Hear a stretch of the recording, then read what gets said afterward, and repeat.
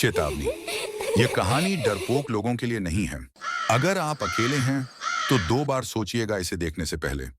के स्टूडियो प्रस्तुत करता है वो जो तीसरी मंजिल पर रहता है। दिल्ली का एक पुराना अपार्टमेंट, सुधा अपार्टमेंट। 3 मंजिल की छोटी सी बिल्डिंग। सब कुछ सामान्य था सिवाय तीसरी मंजिल के फ्लैट 3B के। कहते हैं वहां 5 साल पहले एक आदमी ने आत्महत्या कर ली थी। उस दिन से वो फ्लैट बंद पड़ा था। कभी कभी वहां से अजीब सी आवाजें आती थी, लेकिन किसी ने कुछ नहीं कहा। फिर वहां आए साहिल और पायल।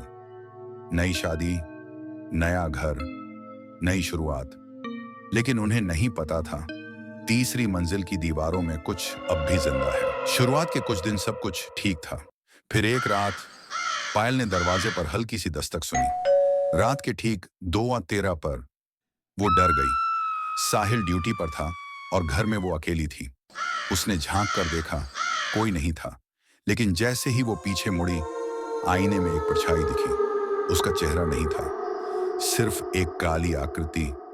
पायल चीख पड़ी।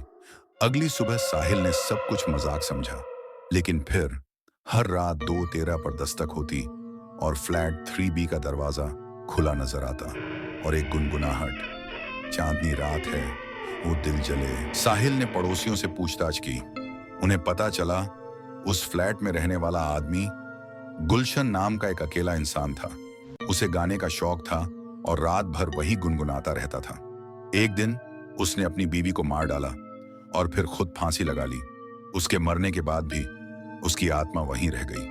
कहते हैं जिस रात वो गाना सुनाई देता है, उस दिन कोई ना कोई बीमार पड़ता है या मर जाता है।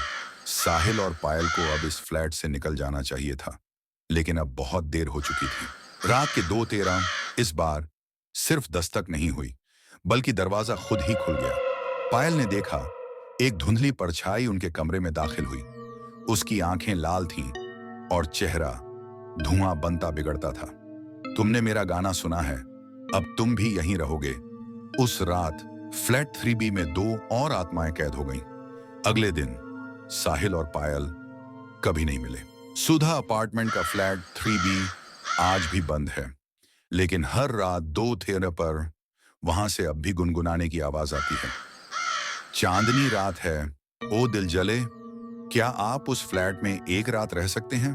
अगर आपको कहानी पसंद आई हो तो लाइक, कमेंट और सब्सक्राइब जरूर करें। हम फिर मिलेंगे अगली डरावनी कहानी के साथ, केवल के स्टूडियो पर।